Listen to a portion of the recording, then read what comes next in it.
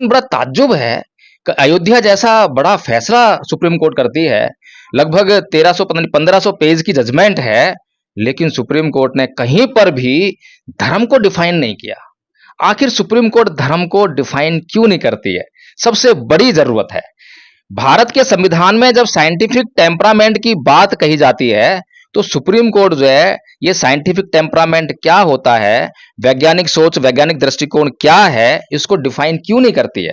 अगर supreme court in terms को define करने लग जाए, तो मैं ये समझता हूं क्या मनुस्मृति, क्या रामायण, क्या महाभारत, एक महिला, राजपूत महिला, ठाकुर महिला, जितनी भी महिलाएं हैं, अगर वो एक बार मनुस्मृति को पढ़ लें और ध्यान से पढ़ लें और वो समझने का प्रयास करें कि मनुस्मृति उनके लिए कितनी खतरनाक है, तो सारी महिलाएं एक झटके में उस मनुस्मृति को मानने से इंकार कर देंगी। सर क्या बात कर रहे हैं? अभी पिछले दिनों जिस तरह से हमने तमाम ऐसी घटनाएं देखी, तमाम ऐसी वीडियो वायरल होते हुए देखी, चाहे हम लाल किले की बात करें या चांदनी चौक की बात करें या जंतर मंतर की बात करें, जब महिलाएं हाथ में मनुस्मृति उठाकर उसके समर्थन में आ रही थी, वो कह रहे थे कि भारत का संविधान ने कुछ नहीं दिया, जो कुछ दिया हमें हमारे जो धर्म ग्रंथ है उन्होंने दिया, मनुस्मृति ने दिया, और बात कह रहे हैं कि आज भारत देश की महिलाएं अगर मनुस्मृति को पढ़ ले तो उनको खुद जला देंगी।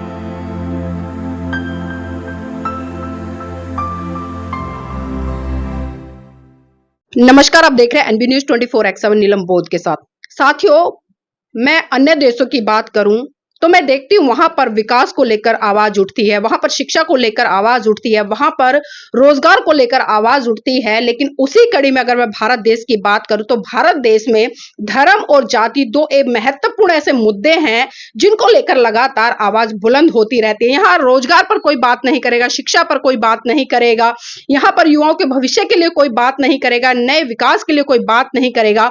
बात करेगा तो जाति और धर्म को लेकर। जी हाँ साथियों, मैं ऐसा इसलिए कह रही हूं कि अभी पिछले दिनों जिस तरह से हिंदू संत शंकराचार्य स्वामी अविमुक्तेश्वर आनंद उन्होंने एक स्टेटमेंट की कि जो मनुस्मृति को नहीं मानेगा वो हिंदू नहीं है।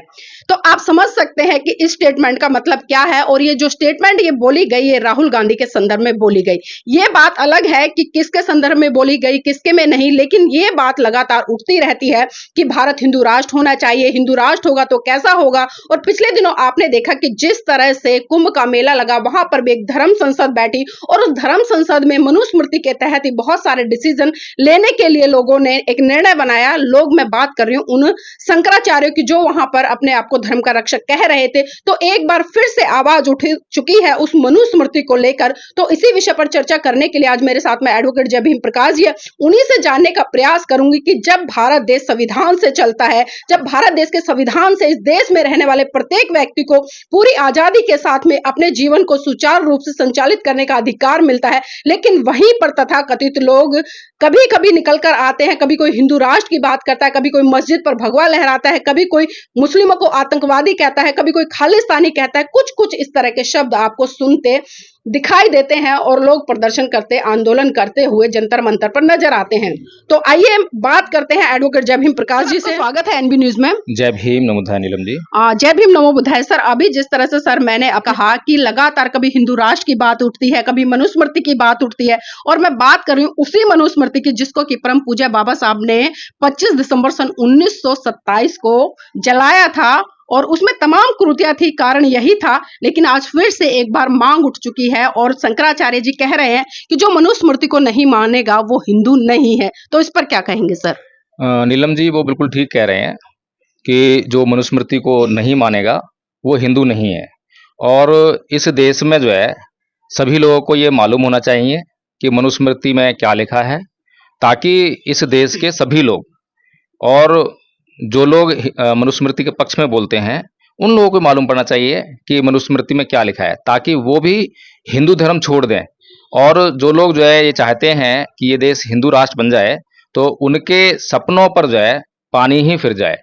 क्योंकि जो शंकराचार्य ये कह रहे हैं कि जो लोग मनुस्मृति को नहीं मानते हैं तो वो लोग हिंदू नहीं है, और जब लोग मनुस्मृति के बारे में जान जाएंगे कि मनुस्मृति में उनसे जुड़ी हुई महिलाओं के लिए, और इस देश की हर एक महिला, चाहे वो किसी भी जाति की है, चाहे वो ब्राह्मण महिला क्यों ना हो, वैश्य महिला क्यों ना हो, क्षत्रिय महिला, राजपूत महिला, ठाकुर महिला, जितनी भी महिलाएं हैं, अगर वो एक बार मनुस्मृति को पढ़ लें और ध्यान से पढ़ लें और वो समझने का प्रयास करें कि मनुस्मृति उनके लिए कितनी खतरनाक है, तो सारी महिलाएं एक झटके में उस मनुस्मृति को मानने से इनकार कर देंगी। सर क्या बात कर रहे हैं? अभी पिछले दिनों जिस तरह से हमने तमाम ऐसी घटनाएं देखी, तमाम ऐसी वीडियो वायरल होते हुए देखी, चाहे हम लाल किले की बात करें या चांदनी चौक की बात करें या जंतर मंतर की बात करें, जब महिलाएं हाथ में मनुस्मृति उठाकर उसके समर्थन में आ रही थी, वो कह रहे थे कि भारत का संविधान ने कुछ नहीं दिया, जो कुछ दिया हमें हमारे जो धर्म ग्रंथ है उन्होंने दिया, मनुस्मृति ने दिया। और अब बात कह रहे हैं कि आज भारत देश की महिलाएं अगर मनुस्मृति को पढ़ ले तो उनको खुद जला देंगी। देखिए, ये जो बीमारी है, ये बीमारी उनकी जो उम्र है 30 साल, 35 साल या किसी की 50 साल होगी, किसी जी। 60 साल होगी, इस उम्र में उनको ये बीमारी नहीं लगी है। ये बीमारी जब वो पैदा हुई थी, तभी लग गई थी। उनके पैदा होते ही उनके घर परिवार ने उनको यह बताना शुरू कर दिया था कि तू जो है ऊँची जाति की है, और मनुस्मृति के कसीदे पढ़ने शुरू कर दिए थे। कभी भी मनुस्मृति पढ़ाया नहीं उनको। अगर बचपन से उनको मनुस्मृति पढ़ाई जाती जी। या स्कूलों में पढ़ाई जाती, तो मैं निश्चित तौर पे कह सकता हूं कि जब जागृत बुद्धि होती है, क्योंकि जब बच्चा जो है ना, जब सवाल करता है, बहुत सारे सवाल करता है, आपने अक्सर देखा होगा बच्चों को सवाल करते हुए, तो हम बच्चों को कहते हैं कि अभी बच्चा है, छोटा है, जी। इसलिए सवाल कर रहा है। लेकिन हम ये भूल जाते हैं कि सवाल वो करता है जो जागरूक होता है। जो जितना जागरूक होगा उतने अधिक सवाल करेगा। क्लास में वही बच्चे सवाल करते हैं जो टीचर पढ़ा रहा होता है उसको ध्यान से सुनते हैं, और जो बच्चे उसको ध्यान से नहीं सुनते हैं वो कभी सवाल नहीं करते हैं। तो इसीलिए जब मौका होता है, जब बच्चों को आंदोलित करने का समय होता है, उस समय उनसे ये सब चीजें छुपा ली जाती हैं, और उनको जो है वही चीजें पढ़ाई जाती हैं जो उनके माइंड में डालना चाहते हैं। तो इसीलिए अगर बचपन से मैं ये समझता हूं कि हर एक महिला को मनुस्मृति पूरी पढ़ाई जाए, अर्थ समेत पढ़ाई जाए और समझाई भी जाए, तो मुझे लगता है कि सारी की सारी महिलाएं मनुस्मृति को मानने से इनकार कर देंगी। और जब इस देश की सारी महिलाएं मनुस्मृति को मानने से इनकार कर देंगी, तो एक झटके में वो हिंदू नहीं रह जाएंगी। जब हिंदू नहीं रह जाएंगी तो वो अपने पीछे का कोई धर्म ढूंढेंगी कि वो पीछे क्या थी, और जब वो इतिहास पढ़ेंगी तो उनको पता चलेगा कि वो जो पीछे जो है बौद्ध थी, और बौद्ध धर्म के बारे में पढ़ना शुरू करेंगी, और मनुस्मृति और बौद्ध धर्म का जो तुलनात्मक अध्ययन करने लगेंगी। और जब पता लगेगा कि बौद्ध धर्म जो है उनके लिए किसी स्वर्ग की कल्पना से कम नहीं है, जी। स्वर्गीय स्थिति देता है। सर एक तरफ तो आप जिस तरह से महिलाओं की बात कर रहे हैं, लेकिन अगर मैं मनुस्मृति की ऑल ओवर बात करूं, उसमें वर्ण व्यवस्था स्थापित है, और वर्ण व्यवस्था के आधार पर जिस तरह से कर्म के आधार पर डिवीजन किया गया है 4 पार्ट में उसको, लेकिन कहीं ना कहीं हम देखते हैं जो एक वर्ण अपने आप को सर्वश्रेष्ठ कहता है, आज उसी का कहीं ना कहीं एक दबदबा दिखाई दे रहा है। वही चाहता है कि मनुस्मृति दोबारा से लागू हो और संविधान इस देश से खत्म हो जाए। और धीरे धीरे हम देख रहे हैं कि कभी कोई आर्टिकल चेंज होता है, कभी कोई होता है, और लोगों को पता भी नहीं चलता। लोग प्रदर्शन करते हैं, धरना करते हैं, लेकिन उसके बाद में फिर वही चीजें गुपचुप होकर धीरे धीरे संविधान से हटा दी जाती है। लेकिन अब जिस तरह से बात करें, क्योंकि वर्ण व्यवस्था के अकॉर्डिंग तो सबसे श्रेष्ठ जो ब्राह्मण है उसी को रखा गया है। अगर हम तीनों वर्ण की बात करें जो नीचे के हैं, तो ये तो तीनों कहीं ना कहीं इनके नीचे आते हैं, लेकिन फिर भी ये नहीं बोलते हैं। कारण क्या है? क्योंकि बहुत सारे लोग छोटी छोटी बातों में कहकर ये टाल देते हैं कि वो उसके ऊपर है, वो उसको वो ऊपर है, इतनी संतुष्टि है बस। देखिए, जो धर्म का मतलब होता है वो इस देश के लोगों को पता ही नहीं है, और मैं कई बार वीडियो के माध्यम से कह चुका हूं लोगों को कि सुप्रीम कोर्ट को जब भी कोई जजमेंट देना होता है, तो उसने सुप्रीम कोर्ट ने अभी अयोध्या के ऊपर जजमेंट दिया, और अयोध्या का जो जजमेंट जो प्रकरण था वो जो है उसमें धर्म का मामला था, धार्मिक मामला था।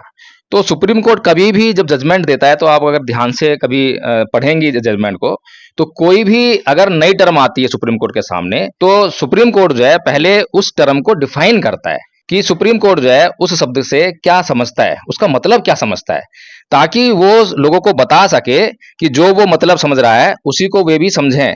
लोग कुछ भी मतलब समझते होंगे, लेकिन जो सुप्रीम कोर्ट डिफाइन करता है उसको उस संदर्भ में वो लेता है। लेकिन बड़ा ताज्जुब है, अयोध्या जैसा बड़ा फैसला सुप्रीम कोर्ट करती है, लगभग 1300 पता नहीं 1500 पेज की जजमेंट है, लेकिन सुप्रीम कोर्ट ने कहीं पर भी धर्म को डिफाइन नहीं किया। आखिर सुप्रीम कोर्ट धर्म को डिफाइन क्यों नहीं करती है? सबसे बड़ी जरूरत है। भारत के संविधान में जब साइंटिफिक टेम्परामेंट की बात कही जाती है, तो सुप्रीम कोर्ट जो है ये साइंटिफिक टेम्परामेंट क्या होता है, वैज्ञानिक सोच, वैज्ञानिक दृष्टिकोण क्या है, इसको डिफाइन क्यों नहीं करती है? अगर सुप्रीम कोर्ट इन टर्म्स को डिफाइन करने लग जाए तो मैं ये समझता हूं क्या मनुस्मृति, क्या रामायण, क्या महाभारत एक फूक में उड़ जाएंगे। लेकिन सर मनुस्मृति में तमाम ऐसी बातें लिखी हैं जिसका लोग विरोध करते हैं। अगर मेरे को बहुत सारे श्लोक याद हैं, हिंदी में मैं बता देती हूँ क्योंकि अभी संस्कृत में बताने का इतना समय भी नहीं है। उसमें कई श्लोक ऐसे, जैसे कि एक श्लोक ये कहता है कि अगर कोई 4 साल का ब्राह्मण का बच्चा है और वहीं पर कोई शूद्र समाज का या क्षत्रिय समाज का या अन्य समाज का कोई 50-60 साल का भी बुजुर्ग है, तो उसकी ये नैतिक ड्यूटी बनती है कि वो उस 4 साल के ब्राह्मण के बच्चे के पैर छुए क्योंकि वो श्रेष्ठ है।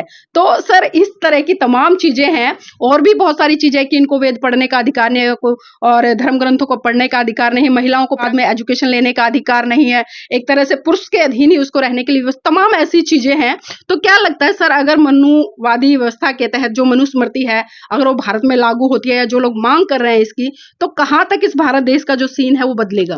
देखिए नीलम जी, ये तो बात तय है, जो जिन्हें आप मनुवादी कह रहे हैं वे लोग जो चाह रहे हैं वो कर रहे हैं जी। राम मंदिर का विरोध आप लोगों ने किया और आप लोग नहीं चाहते थे कि राम मंदिर बने, लेकिन राम मंदिर बन गया। तो आप इसी बात से समझ लीजिए कि आप कह रही थी अभी कि कभी कभी आवाज उठती है कि राम मंदिर, हिंदू राष्ट्र वगैरह वगैरह, लेकिन मैं आपको बता दूं कि ये कभी कभार आवाज नहीं उठती है। वो सुबेरे 5 बजे उठकर और रात को जब तक सोते हैं, जब तक निरंतर कार्य करते हैं। वो स्कूल में है तो कार्य चल रहा है, कॉलेज में है तो कार्य चल रहा है, ऑफिस में है तो कार्य चल रहा है, घर में है तो कार्य चल रहा है, बाहर पब्लिक में है तो कार्य चल रहा है। उनका कार्य अनवरत चल रहा है। 24 घंटे। लेकिन जो इस व्यवस्था का विरोध करने वाले लोग हैं, उनका कार्य अगर आप पूछेंगे तो वो बाबा साहेब की जयंती के दिन जागते हैं और उस दिन जो है करोड़ों रुपया खर्च करते हैं और फिर उस दिन के बाद जो है जाकर घर पे सो जाते हैं। फिर अगला दिन उनका होता है 6 दिसंबर, बाबा साहेब का परिनिर्वाण का दिन जो है। उस दिन फिर वो जागते हैं और उनको पुष्पांजलि करके जो है अपनी जो उनका कर्तव्य है वो पूरा कर लेते हैं। जी। ये उनका कार्यक्रम चलता है। इसीलिए जो है अभी आपको मैं बड़ा ताज्जुब करने वाली, हैरान करने वाली आपको बताता हूं कि धम्पत संघ ने जो है अभी एक स्कूल बनाया बक्सर बिहार में। उस स्कूल को जो है अभी छप्पर का और बांस वगैरह का बनाया था, जो कि पीछे आंधी आई तो वो उड़ गया। तो वहां बच्चों ने जो है, जो कि धम्पत संघ के वहां पर लगभग 25 आचार्य बच्चे हैं, छोटे छोटे आचार्य बच्चे हैं, कोई दूसरी क्लास का है, कोई पहली क्लास का है, और इतना अच्छा उन्होंने जो है परफॉर्म किया है। तो वहां पर जो स्कूल का निर्माण उन्होंने दोबारा से किया, उसको बचाया, उसको जो किसी तरह से, फिर दोबारा आंधी आई वो फिर उड़ गया। तो इस स्कूल में लगभग 70 बच्चे पढ़ रहे हैं, जिसमें कि कोचिंग दी जाती है और धम की ट्रेनिंग दी जाती है, और धम का ज्ञान उनको आप सुनेंगे तो आप हैरान हो जाएंगे। और इन 70 बच्चों में से 25 बच्चे जो है आचार्य बने हैं, उन्होंने कोर्स कंप्लीट किया है, और बाकी के बच्चे जो है वो कोर्स कर रहे हैं। तो इतना महत्वपूर्ण कार्य समाज के लिए हो रहा है, लेकिन जब समाज से उसके निर्माण के लिए अपील की गई, मात्र 1.5-2 लाख रुपया खर्चा है, ज्यादा खर्चा नहीं है। ये समाज बाबा साहेब की जयंती को मनाने के लिए एक दिन में करोड़ों रुपए फूंक देता है, जिसका कोई रिजल्ट नहीं आता। मूर्तियां लगाने पर करोड़ों रुपए खर्च कर देगा, लेकिन जो काम बाबा साहेब ने कहा, सांस्कृतिक परिवर्तन करने का काम, हिंदू धर्म छोड़कर बौद्ध धर्म में जाने का काम, बौद्ध धर्म को अपनाने का काम, उस दिशा में जो महत्वपूर्ण काम चल रहा है, उसके लिए अभी तक मुझे कोई बुद्धिजीवी नजर नहीं आया जिसने मुझे फोन किया हो कि एडवोकेट जय भीम प्रकाश जी, आप अच्छा काम कर रहे हैं और आपको जो है मैं दान देना चाहता हूं। हालांकि कुछ फोन आए हैं मुझे, जो है फोन आए हैं, उन्होंने पेशकश भी की है और कुछ सहायता आई है, तो वहां पर काम शुरू हो गया है। लेकिन इतना बड़ा तबका है, मैं समझता हूं कि वहां पर हमें आवासीय स्कूल खड़ा कर देना चाहिए था। मतलब 1-1 रुपया भी कोई दान दे तो। हाँ जी। और हमारे पास इतनी जगह से जो है, उन्नाव में हमें जमीन मिल रही है दान में, हरदोई में जमीन मिल रही है दान में, अयोध्या में जमीन मिल रही है, बस्ती में जमीन मिल रही है, आपके जो है बिहार में जो है मधुबनी जिले में जमीन मिल रही है हमें दान में। जो है हमें हर जगह जो है, जो लोग हैं हमारे, जो आचार्य हैं, वो अपनी जमीन जो है स्कूल बनाने के लिए दान देने के लिए तैयार हैं, लेकिन उस पर स्ट्रक्चर खड़ा करने के लिए हमें लोगों की सहायता चाहिए। तो मैं फिर से कहना चाहता हूं आपके इस चैनल के माध्यम से लोगों से कि आप लोग जो हैं असली आंदोलन को समझने का प्रयास करें, और बाबा साहब डॉक्टर भीमराव अंबेडकर का जो मिशन है और हमारे महापुरुषों का जो आंदोलन है, अगर असली आंदोलन चलेगा तो आपको जो है कोई हथियार उठाने की जरूरत नहीं पड़ेगी, आपको कोई युद्ध करने की जरूरत नहीं पड़ेगी, किसी हिंसा का सहारा लेना नहीं पड़ेगा। आप बड़े अहिंसात्मक तरीके से और सेफ रहकर आप बहुत आराम से जो है इस देश में परिवर्तन कर सकते हैं। और ये धम्पा संघ करके दिखा रहा है, ऐसा नहीं है कि हम खाली बातें कर रहे हैं, हम करके दिखा रहे हैं। और हम गारंटी देते हैं कि हमारा जो धम्पा संघ का जो प्रथम वर्ष का जो कोर्स है वो कोई भी कर लो और उसको अपने जीवन में थोड़ा सा भी अप्लाई करके देख लो।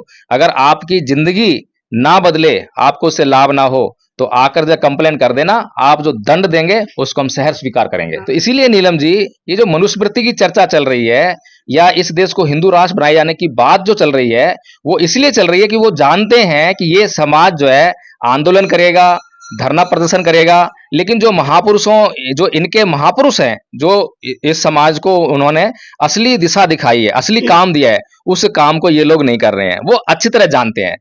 बाबा साहेब डॉक्टर भीमराव अंबेडकर ने जिन लोगों के लिए ये बातें लिखी, इस अपना साहित्य लिखा, तो उनका साहित्य जो है जिन लोगों के लिए लिखा उन लोगों ने नहीं पढ़ा, लेकिन जिन लोगों के लिए नहीं लिखा या जिन लोगों से अपने समाज को बचाने की कोशिश की, वे लोग जो है उनका साहित्य पढ़ते हैं, बारीकी से अध्ययन करते हैं और वो जांच करके जो है इस बहुजन समाज पर हर पल नजर बनाए रखे हैं कि ये समाज जो है कहीं बाबा साहेब के असली मिशन पर तो काम नहीं कर रहा है। तो आज जो बहुजन समाज के जितने भी नेता हैं, समाज को बहुत बुरी लग जाती है मेरी बात जो है, नेताओं को बुरी लग जाती है, लेकिन क्या करूं कि सच्ची बात अगर ना कहूं तो मैं ये समझता हूं कि जो महापुरुषों का जो मिशन है, मैं उससे गद्दारी कर रहा हूं। मुझे, मेरा काम है कि मैं लोगों को ये अवेयर करूं, इस बात के बारे में बताऊं कि भाई जितने भी आपके जो नेता हैं वो केवल राजनीति कर रहे हैं, वो सामाजिक जो काम है, जो समाज का जो सुधार करने का काम है, जो असली मिशन मूवमेंट है, उससे दूर दूर तक नाता नहीं है। अगर किसी को मेरी इस बात पर आपत्ति हो तो मेरा नंबर जो है आप लेकर और मुझसे सीधे बात कर सकते हैं, पूछ सकते हैं, जान सकते हैं। और मेरे तमाम वीडियो जो हैं अभी पीछे 1 महीना लगाकर आए हैं उत्तर प्रदेश और बिहार में, और वहां पर बहुत सारे कार्यक्रम करके आए हैं, जगह जगह करके आए हैं, और सारे वीडियो जो है यूट्यूब पे पड़े हुए हैं। उनको आप सुनेंगे तो आपको पता लग जाएगा, हर बात का आपको जवाब मिल जाएगा। जी, बहुत-बहुत धन्यवाद सर हमारे साथ जुड़ने के लिए। तो देखिए साथियों, जिस तरह से लगातार, चाहे मैं मनुस्मृति की बात करूँ या हिंदू राष्ट्र की बात करूँ, इस तरह के सगुफे लगातार फेंकने का काम किया जाता है उन लोगों के माध्यम से जो लोग लगातार ये चेक करने का काम करते हैं कि बहुजन समाज कितना जागा हुआ है, कितना एक तरह से क्रांतिकारी हो गया है, कितनी उसमें जागरूकता आई है। क्योंकि अक्सर वही चीजें होती है कि जब इस तरह की बातें आती है तो हम आंदोलन कर लेते हैं, सड़कों पर जाते हैं, मुर्दाबाद के नारे लगाते हैं और बड़ी दबंगाई से कहते हैं कि हम भारत को कभी हिंदू राष्ट्र नहीं होने देंगे।